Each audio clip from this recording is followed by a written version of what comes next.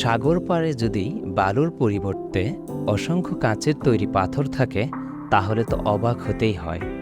বাস্তবেই রয়েছে এমন এক সৈকত। যুক্তরাষ্ট্রের ক্যালিফোর্নিয়ায় পাবেন এমন আশ্চর্য এক সৈকত, যেখানে ছড়িয়ে আছে নানা ধরনের কাঁচ। এ কারণেই এটি পরিচিত পেয়ে গেছে গ্লাস বিচ বা কাঁচের সৈকত নামে।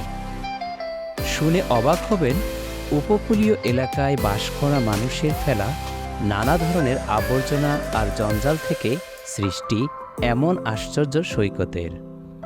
কাঁচের সৈকতের অবস্থান ফোর্ট বার্গের ধারে ম্যাকক্যারিচার স্টেট পার্কে।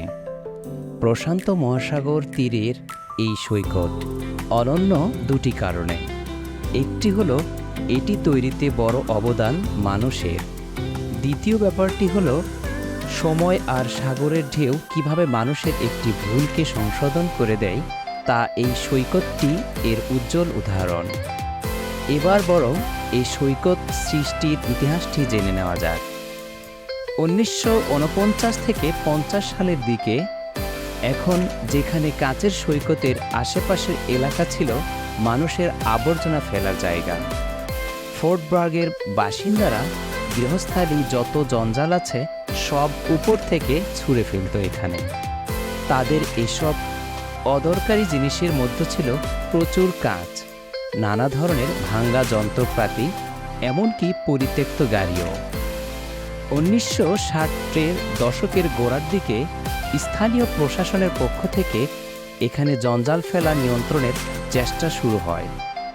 এ সময় বিষাক্ত যে কোনো দ্রব্য ফেলা নিষিদ্ধ করা হয়। শেষমেশ 1967 সালে North Coast Water Quality Board, অর্থাৎ এই উপকূলের পানির দূষণ নিয়ন্ত্রণ করা যাদের দায়িত্ব, তারা বুঝতে পারে কত বড় একটা ভুল হয়ে আসছে এত বছর ধরে। জায়গাটিতে এ ধরনের জঞ্জাল ফেলা সম্পূর্ণ নিষিদ্ধ করা হয়। এর 30 বছরের বেশি সময় পরে জন্ম এই কাঁচের সৈকতের।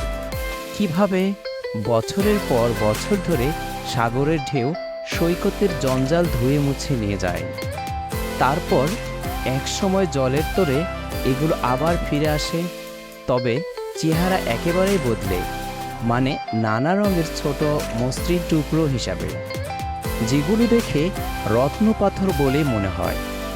আর জলে এই কাঁচগুলো এখন দেখতে যান পর্যটকেরা। বিশেষ করে সূর্যের আলো পড়ে যখন জ্বলজ্বল করে ওঠে, তখন আপনার মনে হতে পারে গুপ্তধনের কোনো রাজ্য আবিষ্কার করে ফেলেছেন। 2002 সালে ক্যালিফোর্নিয়া স্টেট পার্ক কর্তৃপক্ষ 38 একরের কাঁচের সৈকত এলাকাটি কিনে নেয়। প্রয়োজনীয় পরিচ্ছন্নতা অভিযান চালিয়ে একে ম্যাকক্যারিচার স্টেট পার্কের অন্তর্ভুক্ত করে। তারপর থেকে কাঁচের সৈকত হয়ে ওঠে পর্যটকদের স্বর্গরাজ্য। M A Noman, tourism TV Bangladesh.